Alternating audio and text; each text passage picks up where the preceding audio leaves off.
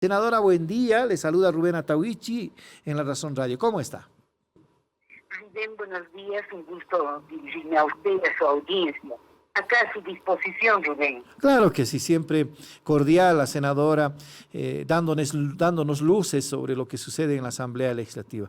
Ahora sí, podrá retomarse las tareas de la preselección de postulantes para las elecciones judiciales. ¿Qué expectativa tiene la senadora?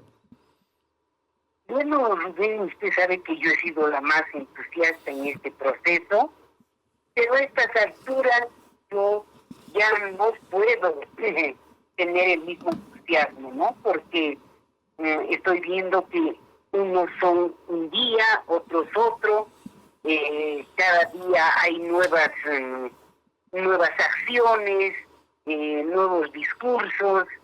O sea, la verdad es que parecería ser que si bien todos públicamente dicen que sí, que quieren que se den estas elecciones judiciales, pero en la realidad todos ponen también contrapiés, ¿no? Entonces es muy difícil poderle decir al ciudadano con ese entusiasmo que siempre he tenido yo, sí o sí van a haber elecciones, ¿no? Este es un problema que pasa por un acuerdo político, y creo que el acuerdo político no se ha dado, ¿no? Porque si usted analiza lo que ha acontecido en la reunión que se ha dado el anterior lunes, o este lunes, muy poco productiva, ¿no? Solamente, en concreto, todos han dicho que sí, que quieren elecciones, ¿no? Pero a veces yo creo que es de dientes para afuera, ¿no? Y eso es en la oposición y en el oficialismo, entre arcistas, evistas, comunidad ciudadana. Y creemos, no hay posibilidad de reencaminar. Si no son los desacuerdos en la Asamblea Legislativa, son los jueces o salas constitucionales que le ponen trabas a esto. Pero, ¿cómo se sale de este embrollo? Para hoy se ha previsto la reanudación de los exámenes orales a 394 postulantes a las elecciones judiciales. ¿Cómo se va a hacer ese trabajo? Usted es adjunta a la Comisión Mixta de Constitución, tengo entendido que se ha previsto. Bueno, en realidad la Comisión Mixta de Constitución incluso ya había aprobado la metodología de cómo se iba a hacer la prueba, estaba absolutamente todo listo, ¿no? Para el día ese en el que dijeron que iban a retener los salarios y demás, y por un chisme prácticamente se paralizó nuevamente el proceso, ¿no? Porque en los hechos nunca se dio eso. Está toda la metodología, todo el banco de preguntas nuevamente se ha dejado en custodia con la notaria. Todo está listo, ¿no? Lo que sí estamos a la espera de que realmente exista una voluntad de todos ellos. Yo creo que después de todo lo que hemos pasado, ahora sí ellos están conscientes de que se debe concluir este proceso, ¿no? Es una obligación que tenemos frente al país, frente al ciudadano, y espero que realmente esto se pueda dar a la brevedad posible, Rubén. ¿Para qué hora está prevista la sesión de la comisión y cómo va a ser el trabajo hoy? Si tiene información, por favor, senadora. La Comisión de Justicia Plural ha convocado para las 8:30 y la Comisión de Constitución ha convocado para las 10 de la mañana. Ahora, estas idas y venidas, senadora, han hecho de que algunos postulantes renuncien a su postulación, valga la redundancia. Por eso es que de 404 que habían quedado en carrera, ahora hay 394. Esto también está cansando a los postulantes, ¿cree usted, senadora? Bueno, sinceramente, con referencia a eso, yo le diré a usted que no vamos a rompernos las vestiduras porque hubieran retirado su postulación. Algunos, por ejemplo, han retirado 3 autoprorrogados. Imagínese usted, ellos han debido hacer un análisis y han debido prometer que jamás el pueblo de Bolivia iba a votar por ellos, ¿no? Porque ellos son los culpables de la debacle que estamos pasando. Por otro lado, habían personas que también tenían una alta conexión política, si bien no tienen una afiliación política que les pudiera impedir, digamos, pero sin embargo, personas muy vinculadas a algunas de las fuerzas políticas y que seguramente también les ha hecho reflexionar y les ha hecho ver que poco podían lograr en una elección donde exista realmente igualdad, o sea, donde no tenga un componente político la elección.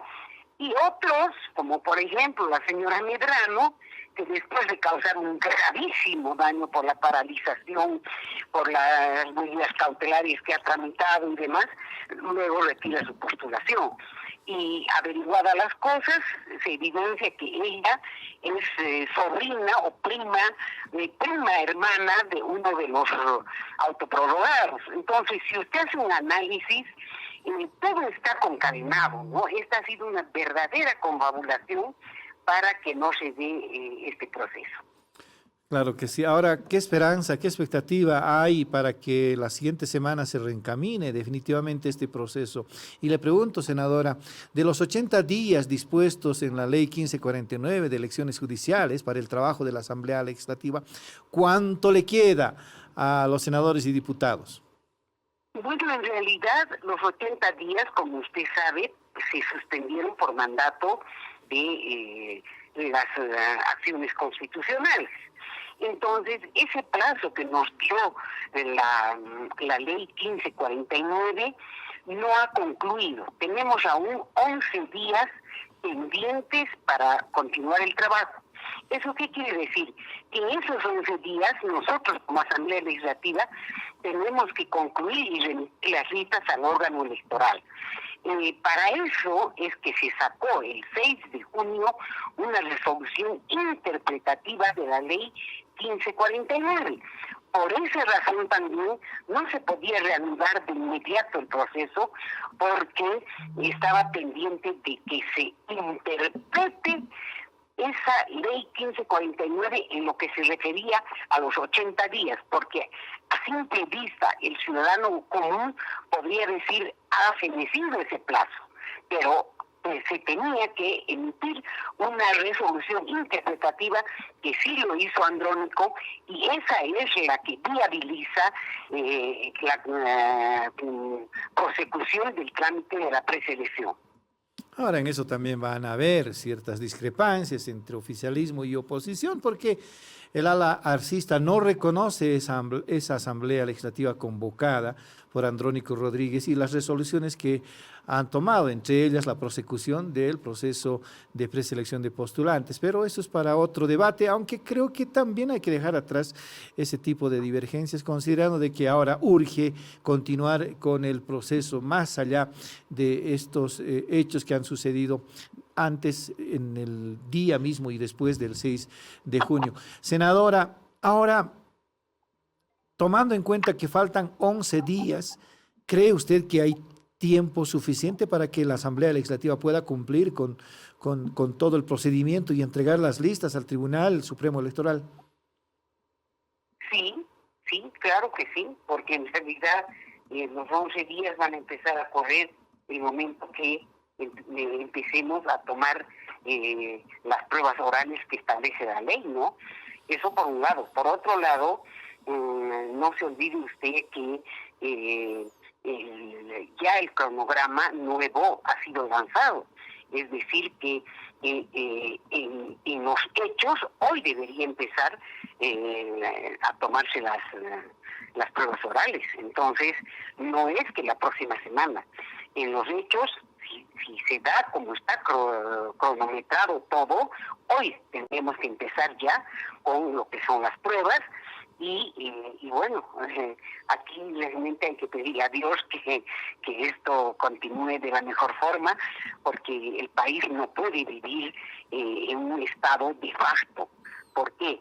Porque en el ámbito judicial se ha dado un golpe de Estado, se ha dado un golpe al órgano judicial, a uno de los poderes, a uno de los órganos del Estado. Y así como hemos hecho tanto escándalo por los tanques que han aparecido en la Plaza Murillo, a mí me extraña que nadie diga nada de que estamos viviendo en un sistema judicial de facto. Así es.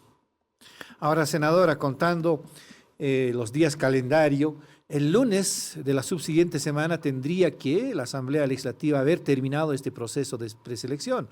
En un par de días más, martes, miércoles, ya estaría enviando la lista de 192 postulantes al órgano electoral. Nos dice la senadora que hay tiempo. Ojalá sea así, porque también es parte de la crisis política, esta incertidumbre que existe sobre las elecciones judiciales. Si me permite cambiar de tema, senadora, también en los acuerdos del pasado 10 de julio en el Tribunal Supremo Electoral, las organizaciones políticas se han comprometido a considerar el anteproyecto de ley del Tribunal Supremo Electoral en relación a la suspensión de las elecciones primarias. ¿Usted conoce del trámite?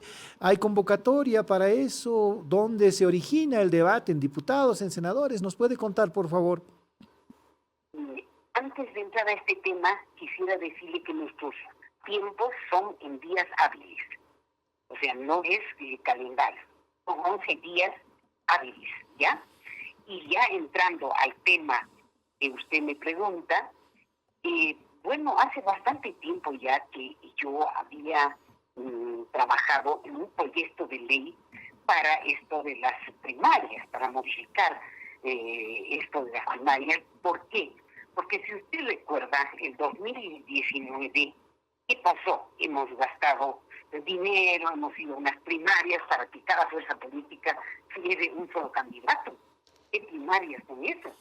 Este tema de las primarias es realmente un avance en el ejercicio democrático de las fuerzas políticas, pero un avance cuando realmente usted en igualdad de condiciones y yo y Perico Pérez podamos, competir para ver quién va a ir a la presidencia, ¿no es cierto? Pero si resulta que usted impone y solo usted va a ir a esas elecciones, eso no tiene razón de ser. Entonces, la propuesta que yo hacía era que solo podía hacerse las primarias si cada fuerza política tenía 2 o más postulantes para poder dirigir la fuerza política. Pero en concreto con el tema que hoy está el proyecto que ha presentado el órgano electoral, lo he revisado con mucho detenimiento y es un proyecto de ley, digamos, coyuntural. O sea, no está anulando este avance democrático, sino está por este año está dejando sin efecto lo que son las primarias. Esa es el entendimiento de ese proyecto de ley que ha presentado el órgano electoral. ¿Por este año, senadora, o por este proceso electoral? Claro, en realidad por el proceso electoral. Muy bien. Aunque igual las primarias tenían que ser este año, para que al año tengamos la elección general. Ahora, el otro día, su colega Guillermo Seoane nos decía por este año. Se puede retomar tranquilamente la discusión de las elecciones primarias para el próximo año, nos decía, pero bueno, en eso también hay problemas de interpretación. Entonces, por esta elección, o sea que para las elecciones generales de 2025 se suspenden las elecciones primarias, por lo menos esa es la propuesta del Tribunal Supremo Electoral. ¿Hay posibilidad de que pueda viabilizarse esto, senadora, tomando en cuenta que el ala evista del movimiento al socialismo no está de acuerdo? Bueno, usted sabe que últimamente nos hemos acostumbrado a toma y daca, ¿no? Yo te doy esto que me das tú. Entonces, seguramente va a depender de eso, ¿no? Pero es bueno aclararle al ciudadano que es por este año. Y si el 2025 quiere reactivar este tema de las primarias, no sería ya para las elecciones del 2025. O sea, es para este proceso electoral. Ahora, en relación... que se va a realizar en 2025. O sea, antes de las elecciones del 2025, nosotros este año deberíamos haber realizado las primarias. Esa es la situación. Claro. Ahora, senadora, usted dice que debería haber primarias en las fuerzas políticas que tienen 2 o 3 candidatos. En este momento, el único partido vigente en sus facciones que ha anunciado, digamos, su participación en las elecciones generales del 2025 es el Movimiento al Socialismo. ¿Cómo se puede pensar así cuando no se sabe si Comunidad Ciudadana irá en alianza, irá sola? Seguramente en alianza porque no es partido político. Y otros partidos tampoco han expresado el interés real de participar en las elecciones generales. Claro, evidentemente para poder terciar en estas primarias tienen que ser fuerzas políticas reconocidas por el órgano electoral, pero no es solamente más, hay muchísimas Claro. fuerzas políticas que están, algunas están, digamos, como congeladas para el ciudadano de a pie, y otras están en trámite para actualizar inclusive el MAS todavía está pendiente la presentación de su congreso, las postulaciones de quién dirige la fuerza política, porque usted sabe que han dejado sin efecto el congreso de la UKM, tampoco se ha reconocido al del alto, ¿no? Entonces, en este momento, obviamente creo que son muy pocas las fuerzas políticas que han cumplido todo lo que establece la ley.